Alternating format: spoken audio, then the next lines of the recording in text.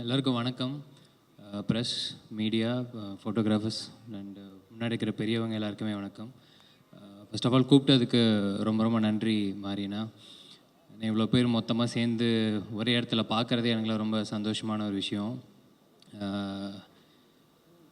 எனக்கு வந்து ஒரு மாரினா ஒரு ரொம்ப ரொம்ப ரொம்ப ஒரு எளிய மனிதராக தான் நான் அவரை பார்க்குறேன். ரொம்ப அந்த சிம்பிளான மனுஷங்கிட்ட ரொம்ப சடனாக டக்குன்னு ஒரு கனெக்ட் வந்துடும். அந்த மாதிரி தான் அவகிட்ட இருந்து பார்த்து பேசும்போதெல்லாம் செட் ஆச்சு. இந்த மாமன்னனுக்கு கொஞ்சம் முன்னாடி தான் அவரை பர்சனலாக தெரிய ஆரம்பிச்சிது. எனக்கு அப்போ சொல்லிகிட்டு இருந்தேன், பரியரும் பெருமாள் பார்த்தபோது ரொம்ப டிஸ்டர்பிங்காக இருந்துச்சு. கர்ணன் பார்த்து நான் அன்னைக்கு தூங்க முடியல. மாமன்னன் என்ன பண்ண போகிறீங்கன்னு தெரியல அப்படின்னு சொல்லிட்டு தான் போனேன்.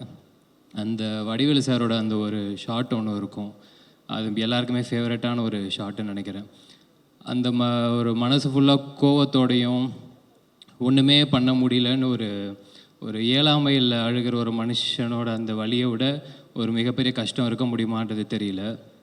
அதுக்கே நான்லாம் டோட்டலாக பேசிக்கலாக ரொம்ப எமோஷ்னல் ஒரு ஆளுன்றதால அதெல்லாம் சொல்லிட்டு தான் இப்போ வாழைக்கும் உள்ளே போகிறதுக்கு முன்னாடி இதுக்கு என்ன பண்ண போகிறீங்கன்னு தெரியல அப்படி தான் நினச்சிட்டு தான் போனோம். பார்த்தா எனக்கு ஃபர்ஸ்ட் ஆஃப் ஆக்சுவலாக எனக்கு ரொம்ப ஸ்வீட்டான ஒரு ஃபிலிம் பார்க்குற மாதிரி தான் இருந்துச்சு. நீங்கள் படம் பார்க்கும்போது உங்களுக்கே தெரியும். அந்த 2 பசங்க குறிப்பாக அவங்க பேர் இப்போ நிஜ பேர் இப்போ தான் சொன்னாங்க, பொன்வேல் ராகுல் அப்படின்னாங்க. ஆனால் நான் அவங்கள எப்பயுமே சிவனேந்தான் சேகராகவே என் மனசில் எப்போயுமே ஞாபகம் வச்சுப்பேன்.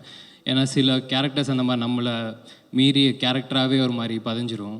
அந்த 2 பசங்களை பார்க்கும்போது அந்த வறுமை, அவங்க லைஃப் ஸ்டைல், அது என்னவா இருந்தாலும் எதுவுமே இல்லைனாலும் எல்லாமே இருக்கிற ஒரு பசங்களை பார்க்குற மாதிரி தான் இருந்துச்சு.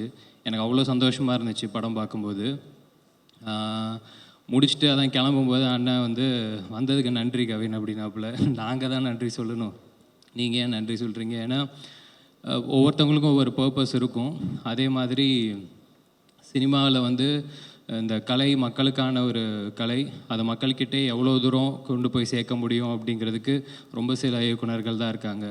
அதில் என்ன மாதிரி ஒரு ஆள் வந்து எல்லா பெரியவங்களுமே சொல்லிட்டாங்க. ஸோ எனக்கு பார்க்கும்போது அதுதான் ரொம்ப ஃபீல் ஆச்சு. ரொம்ப ரொம்ப நன்றிண்ணே, அவ்வளோதான் என்னால் சொல்ல முடியும். மற்றபடி வந்திருக்கிற எல்லாருக்குமே ரொம்ப ரொம்ப நன்றி. Thank you so much.